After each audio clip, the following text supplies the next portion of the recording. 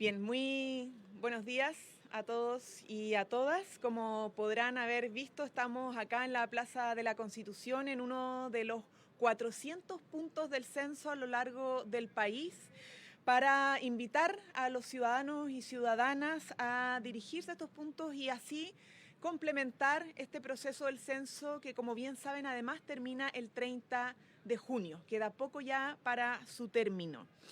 Hasta la fecha, el proceso ha sido un proceso ciudadano, tranquilo, un proceso que ha sido además respetuoso en términos generales y que ha avanzado con éxito. Pero también sabemos que, así como yo, hay mucha gente que no fue posible de pillar en sus casas por los censistas y por lo tanto requiere y hay la posibilidad de que esas personas se dirijan a estos 400 puntos censo o también puedan llamar al Fono Censo 1525, que es una contestación prácticamente inmediata, y ahí los orientan y las orientan para poder llenar el formulario en la página web o de manera virtual más bien.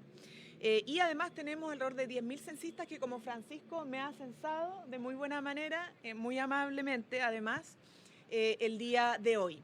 Así que ese es el llamado que queremos hacer. Esto es muy importante. A través del censo no solamente podemos determinar finalmente cuántos somos, que hace muchos años tenemos la duda si realmente somos 20 millones, un poco más, un poco menos, sino que también cómo y dónde vivimos, qué necesidades tenemos en materia de salud, religiosa, en materia de identificación con pueblos originarios y un largo etcétera que le permite tanto al sector público como al sector privado contar con más herramientas para ciertas decisiones claves para el país, ¿no? Conociéndonos un poco más y sabiendo cuáles son nuestras realidades.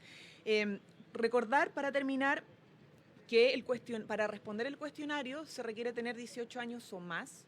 Es decir, son personas adultas las que pueden responder los cuestionarios, ser un residente habitual, además de la vivienda, y además conocer la información del resto. A mí me tocó responder por el resto de mi grupo familiar y por lo tanto tengo que conocer dónde estaba, qué país vivía cuando la madre, por ejemplo, cuando nació, o el nivel de estudio, o el tipo de trabajo que tuvo el último mes, etcétera, etcétera. Entonces, eso es clave también para quienes contesten la encuesta. Ser mayor de edad, ser habitante, perdón, residente habitual de la vivienda y además conocer la información del resto del grupo familiar. Bueno, como ustedes ven, además me acompaña otra autoridad, además del Ministerio de Economía, la subsecretaria de Economía, me acompaña la directora subrogante del INE y la jefa de censo, además de los censistas o un grupo de censistas que han estado haciendo esta importante labor durante los últimos meses.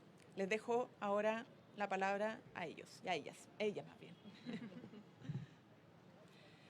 Hola a todas y todos. Bueno, como dijo la ministra, estamos ya en la última etapa del Censo de Población y Vivienda.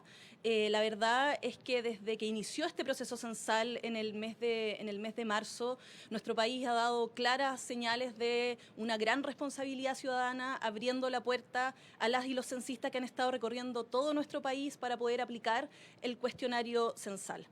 Esta última etapa es una etapa muy relevante para que como país podamos finalizar de forma exitosa este proceso, permitiéndole al INE, al Instituto Nacional de Estadísticas, poder llegar a todos los habitantes que por cualquier motivo no han podido responder el cuestionario censal. Como decía la ministra, estamos también con la directora subrogante del INE y también con la jefa del censo, quienes van a contar detalles de esta última etapa, pero antes yo quisiera recalcar y recordar que la información del censo es fundamental para que como país podamos tener una actualización de la información sobre las necesidades que tiene nuestra población. Y con esta información poder tomar buenas definiciones, poder tomar acciones que van en beneficio finalmente de toda la ciudadanía. Uno de los propósitos finales del censo es contribuir justamente al diseño de las buenas políticas públicas, no solamente de este gobierno, como lo hemos dicho, el censo es un desafío país, es una tarea de Estado que es transversal a todas las administraciones. De hecho, por lo mismo es que estamos siendo acompañados en este proceso del censo por dos instancias paralelas, por un lado la CELADE de CEPAL y también por el Comité Asesor del Censo 2024. Yo quiero también también recordarles que toda la información que se recolecta a través del censo y también toda la información, de hecho, que recolecta el Instituto Nacional de Estadística está protegida por ley. Esto significa que se trata de forma bajo el secreto estadístico y que efectivamente con esto lo que queremos dar a conocer y recalcar, como lo ha hecho el INE en distintas ocasiones, a todos quienes nos están escuchando, que tengan la seguridad, la tranquilidad de que todas las respuestas que ustedes dan para el censo efectivamente están protegidos por el secreto estadístico, lo que significa que cualquier información que ustedes dan sobre la vivienda, sobre el hogar, sobre su condición, no puede ser divulgada ni por ningún censista, ni tampoco por organismos públicos ni organismos privados, porque está protegido por la ley y de hecho hacerlo es un delito. Lo dejo ahora con la directora subrogante del INE. Muy buenos días. Estamos muy contentos como Instituto Nacional de Estadística de contarles que en esta etapa final del censo ya llevamos más de 7 millones de viviendas censadas. Hemos tenido una muy buena recepción de la ciudadanía que ha colaborado con este proceso y a quienes damos las gracias por el buen trato general que hemos tenido a nuestros censistas. Hoy estamos en una etapa especial, estamos al final de este proceso censal y ello significa que además del trabajo en terreno que estamos realizando aún en varias comunas, se suman otras estrategias que buscan acercarnos como Instituto Nacional de Estadísticas a la ciudadanía. Queremos facilitar la posibilidad de estar presente en el censo de población a todas aquellas personas que por sus horarios de trabajo o por distintas actividades que les impiden estar en horarios donde puedan ser visitados, no han podido responder al censo. Todas aquellas personas que no han respondido tienen que saber que tienen todavía oportunidad de ser parte de este proceso. Nosotros estamos todavía visitando las viviendas en distintas comunas del país. Estamos también en puntos censo localizados en lugares de afluencia de la población, en lugares donde probablemente van a hacer otro tipo de trámites, y eso se hace porque nos interesa que todas las personas tengan oportunidad de ver su realidad reflejada en los resultados del censo de población.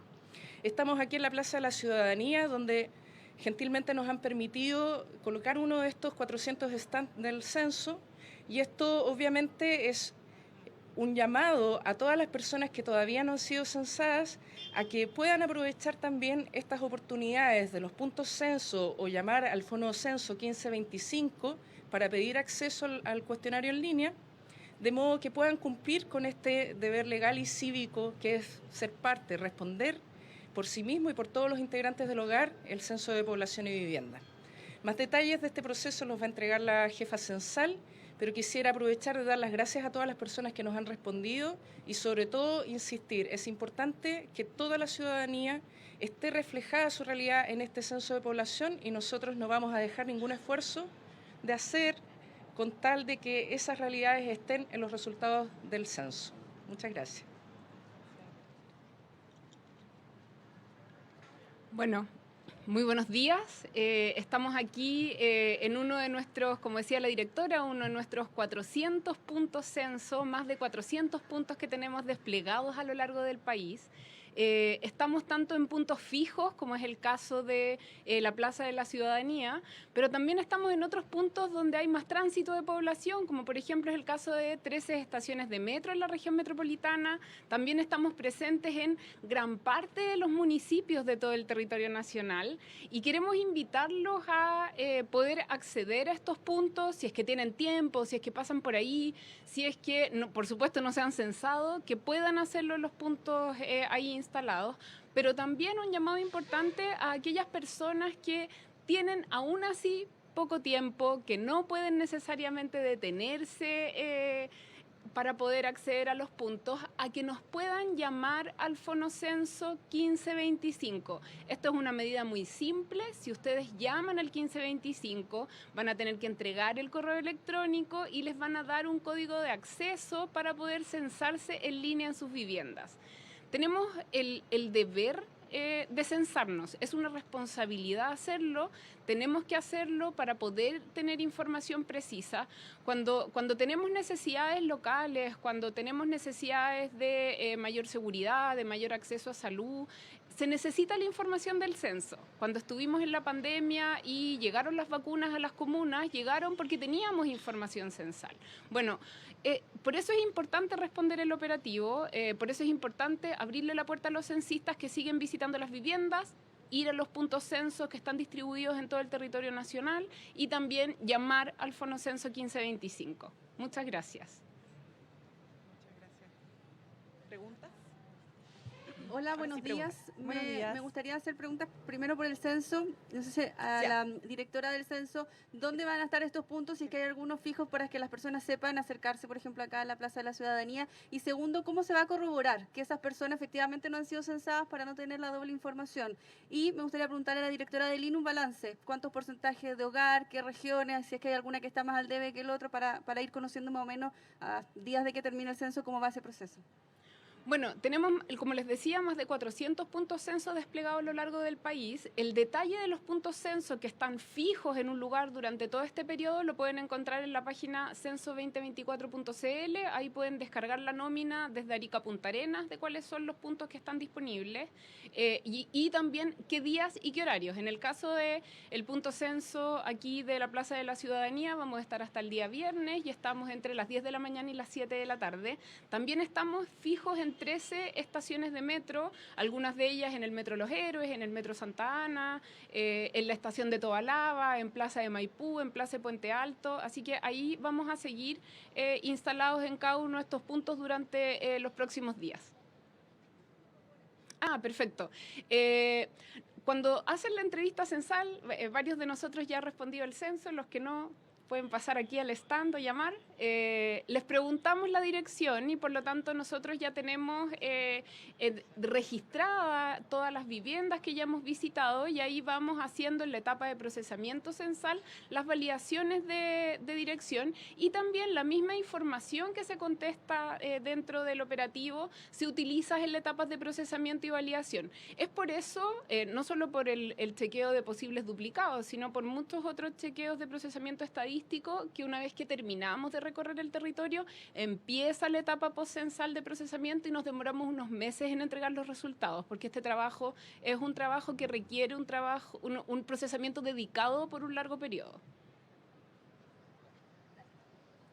Buenos días, me gustaría preguntar... perdón. Sí. Como Instituto Nacional de Estadísticas estamos satisfechos con el nivel de avance que se ha logrado hasta la fecha. Tal como les comentaba antes, hemos logrado censar ya más de 7 millones de viviendas. Eso nos ha permitido que a este momento ya podamos dar por cerrado el trabajo en terreno en 189 comunas del país.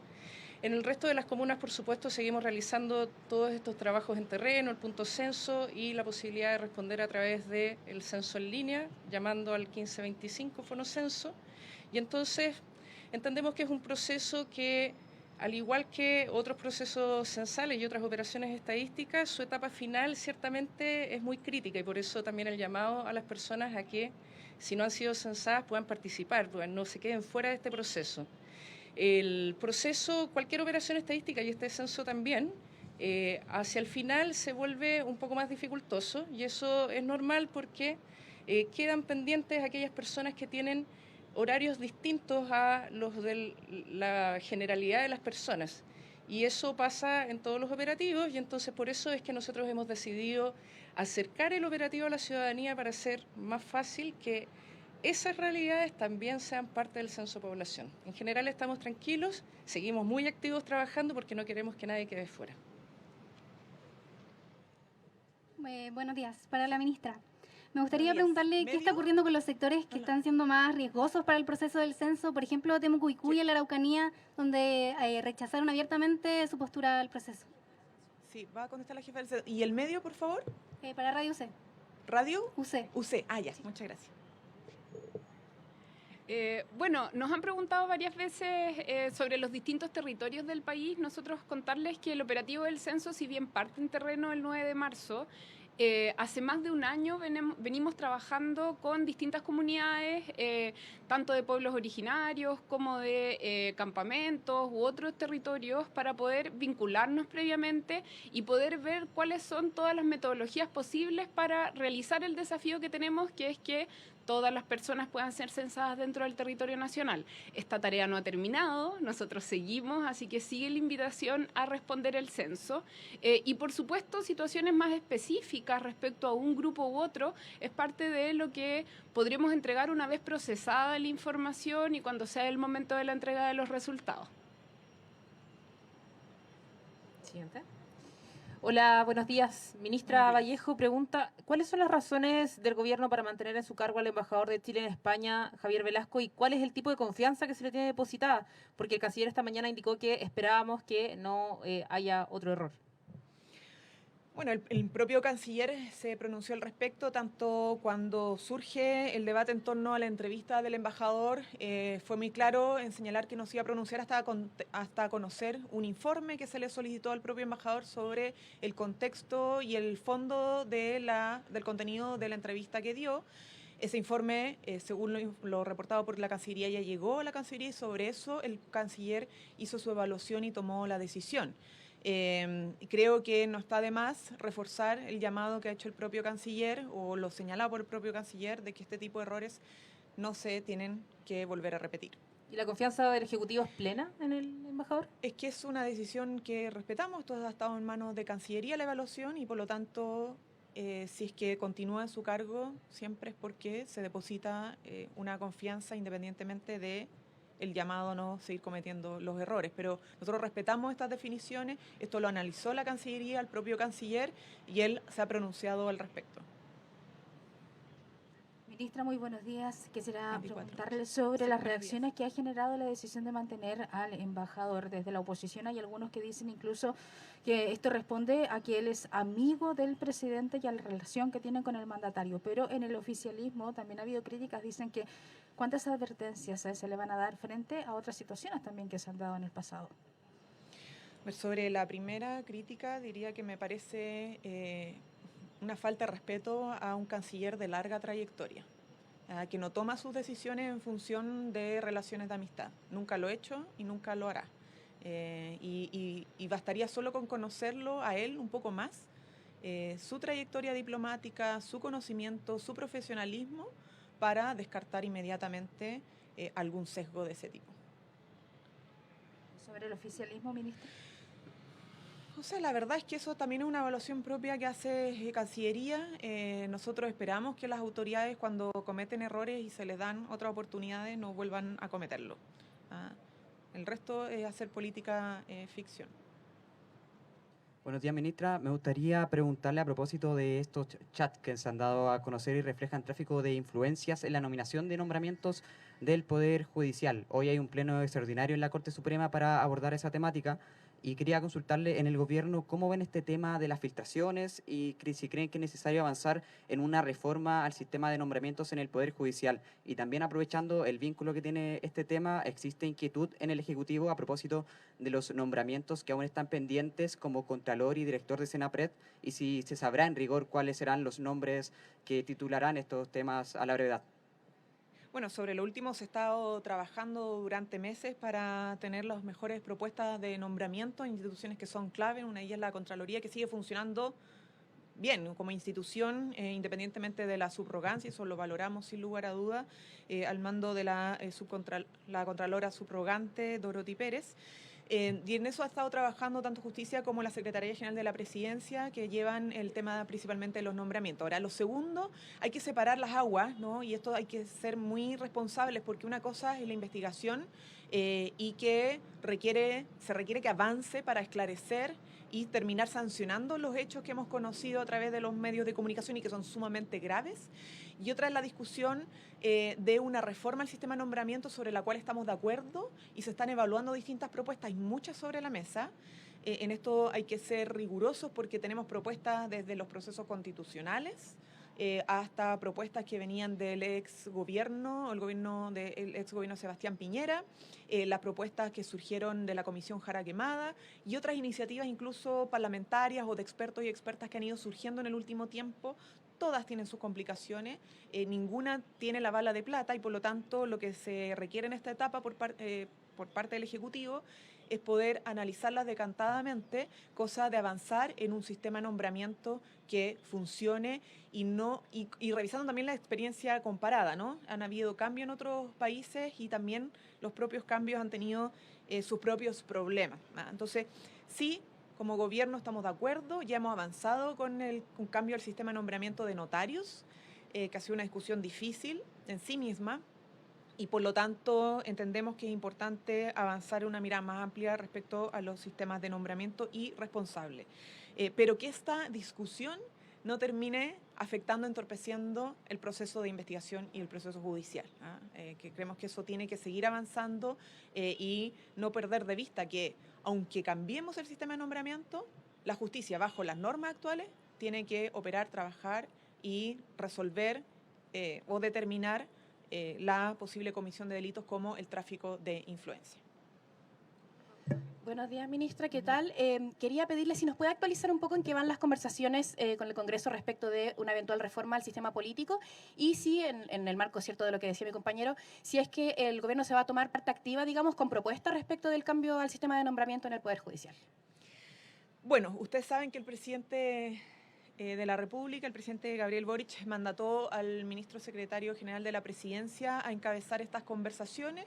Es un trabajo que él ha estado liderando. Más detalles probablemente se los podrá dar él, pero justamente se trata de una conversión política amplia. No puede ser que un cambio en el sistema político se dé conversando solo con algunos parlamentarios o algunos partidos, ¿no? Porque tiene que asentarse en el consenso, el acuerdo más amplio de nuestro sistema democrático y por lo tanto también del sistema de partidos para que perdure en el tiempo y funcione y que tenga como centro el combatir esta tremenda fragmentación que tenemos en nuestro país y que dificulta mucho las posibilidades de avance, sabiendo también que no es una excusa para no avanzar, porque las posibilidades de avance muchas veces también tienen que ver con voluntades más que con fragmentación.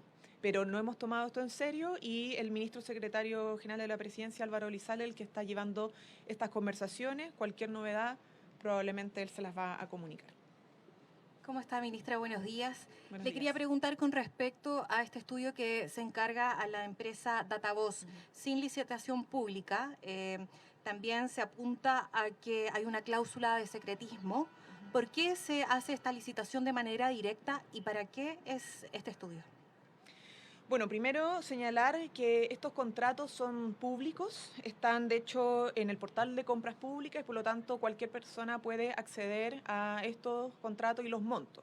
Evidentemente hay un artículo importante en nuestra legislación, que es el artículo 10, número 7, letra D del Decreto Supremo número 250 del 2004, que responde a la ley 19.886, que establece que algunos contratos están posibles de exceptuar de licitación porque tiene una característica especial. Y si ustedes se fijan, todos estos tipos de estudios, de focus que se hacen a través del Ministerio Secretario de Gobierno tras gobierno, son de carácter reservado y estratégico hasta que terminan los periodos de gobierno. Duran 4 años porque tienen contenido estratégico que después se libera. Y el formato de contratación justamente es el que se requiere según esta legislación como está de público conocimiento, ¿no? ¿Para qué se hace esto? ¿Hay un estudio relato de gobierno? ¿Cuál es el fondo? Más allá de que entiendo que hay una normativa vigente con respecto a eso y que después se libera. Sí, son los estudios que se hace gobierno tras gobierno, son mediciones que son de carácter, su resultado de carácter reservado y es para mejor adecuar la política pública, ¿no? En general tienen que ver con eso. Y como les digo, son contratos que están en el portal de compras públicas, siempre se suben, de hecho tiene revisión ex post de la Contraloría, entonces siempre tiene chequeo, revisión, están de acuerdo a la ley y si no el 100%, diría que más del 90-99% son por formato directo porque es lo que faculta esa legislación en su artículo 10 respecto al tipo de contrato que se requiere, ¿no? Entonces está en el marco de la ley y su revisión por Contraloría es parte de lo habitual. Buenos días, ministra. Quería preguntar cómo se observa el gobierno las últimas declaraciones que emitió la alcaldesa de Providencia, Evelyn Matei, ayer en este marco de homenaje que se realizó al expresidente Sebastián Piñera. Ella realizó una dura crítica a las instituciones por el avance del crimen organizado y la corrupción, que sostuvo fue evidente que aumentó luego del estallido social. Dijo que el expresidente Piñera mandató leyes en esta materia, pero fueron todas rechazadas en una alusión que se entiende a la oposición de ese momento. Fue ahí donde ella dijo que hay gente de extrema izquierda que lo que tratan de hacer es justamente debilitar a las instituciones, y también por una segunda declaración donde ella dice que hay bastante evidencia que ya hay políticos que se financian con platas del narco. A ver, me parece una... A ver, no, se puede estar criticando a la institución y después decir que son otros las que la debilitan y por lo tanto responsables de la entrada al crimen organizado. No entiendo la consistencia de ese argumento. Lo que sí puedo decir es que cuando a veces los debates carecen de evidencia, se entra en la especulación en temas que son sensibles y delicados. Nosotros tenemos hoy día una tarea que hemos tenido que asumir en el fortalecimiento de las fronteras, justamente porque, como ustedes podrán haber visto, los empadronamientos de personas migrantes, por ejemplo, dan cuenta de que la mayoría ingresó de manera irregular en el periodo 2019-2020. No fue en este periodo de gobierno, no fue en un gobierno de izquierda, y hemos tenido que fortalecer justamente las fronteras para poder empezar a ordenar de mejor manera la casa y el control migratorio. Lo mismo con el fortalecimiento de nuestras policías, ¿no? En la renovación de vehículos, en la renovación de radios que no se renovaban hace 20 años, en proyectos de comisarías, nuevas comisarías. Me tocó estar en Peumo, en la comuna de Peumo, viendo el avance de una comisaría, del 75% de avance de una comisaría que estaba pendiente desde el terremoto del 85. Ahí estaba funcionando en dependencias de la municipalidad, ¿no? O sea, hemos tenido justamente que asumir la tarea de fortalecer las capacidades institucionales del Estado y el control de las fronteras, porque cuando entramos al gobierno nos dimos cuenta que estaban profundamente debilitadas, ¿no? Y a propósito de evidencia también, yo fui parlamentaria hace un tiempo atrás, parlamentaria de la Comisión de Seguridad y Orden Público. Me tocó aprobar muchos proyectos de seguridad del gobierno anterior, ¿no? Y uno de ellos, por ejemplo, tenía que ver con el robo de vehículos, ¿no? Entonces creo que para contribuir a un debate responsable, nuestro país lo necesita debates con altura, y esos debates, más que entrar en la especulación, creemos que tienen que estar más basados en la evidencia, ¿no? Y además hoy día estamos con temas tan importantes como la reforma de pensiones, el pacto fiscal, seguir empujando una agenda de seguridad 2.0 que tiene más de 30 proyectos de ley que hemos empujado como gobierno junto a parlamentarios. O sea, vamos a un debate de soluciones más que de especulaciones. El último informe de política monetaria del Banco Central arrojó un alza de la proyección de la inflación para este año de 3,8% a 4,2% y el próximo de 3 a 3,6%. A partir de este diagnóstico, quería preguntarle si queda en entredicho la promesa del presidente Boric de que este iba a ser el año del despegue económico para el país. Y una última cosita sobre el embajador Velasco, ministra, si es que el gobierno se allana a transparentar este documento que él remitió a Cancillería para dar cuenta de sus explicaciones, fue lo que solicitó el canciller, porque se lo pregunto porque en la Comisión de Relaciones Exteriores así lo piden. Totalmente, además si lo piden por ley de transparencia, esos documentos se pueden entregar, no hay ningún problema. Respecto a lo primero, son buenas proyecciones. Y el IPOM está todavía las proyecciones en el marco de crecimiento que se mide en 2 años. Tengo la subsecretaria de Economía que me podrá ayudar mucho más en materia económica, pero estamos con buenas proyecciones de crecimiento económico. Y eso no lo ha dicho solo el presidente de la República, el ministro de Hacienda, sino que lo ha dicho el Banco Central, el Banco Mundial, el Fondo Monetario Internacional. O sea, Chile está recuperando la senda del crecimiento y tenemos márgenes de crecimiento que incluso se proyectan al 3%. Entonces tenemos un buen escenario. Obviamente nunca estamos conformes, necesitamos crecer más y por eso la agenda internacional del presidente se ha centrado, entre otras cosas, en seguir atrayendo inversiones estratégicas para el desarrollo de las capacidades productivas de Chile, como también trabajando intensamente la agenda del Ministerio de Obras Públicas en también incentivar y permear a los inversores nacionales en proyectos claves de infraestructura, entre otros, como también el proyecto que está avanzando de sistema inteligente permiso para dar certezas a los inversionistas de un trámite más ágil sin bajar los estándares técnicos ni ambientales ni de seguridad para las personas. O sea, estamos alineados en el fondo en el trabajo que estamos haciendo con las proyecciones en materia de crecimiento económico y esas proyecciones refuerzan lo que hemos señalado. Subsecretaria. Sí, siguiendo con lo que decía la ministra, efectivamente, hoy día en la mañana, cerca de las 9 de la mañana, conocimos el IPOM de junio, que trae muy buenas noticias para nuestro país. O sea, el Banco Central eleva las proyecciones de crecimiento para el año 2024 a un rango de entre 2.25 y 3%.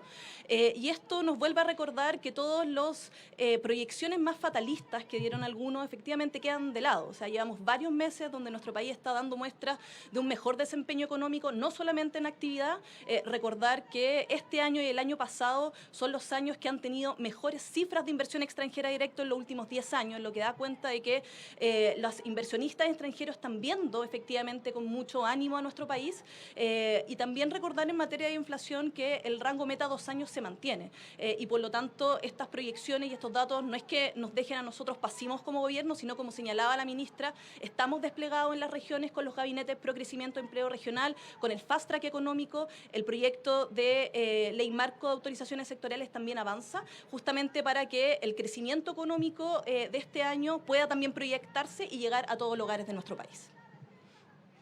Bien, muchas gracias por su tiempo y paciencia y que tengan un muy buen día. Gobierno de Chile. Chile avanza contigo.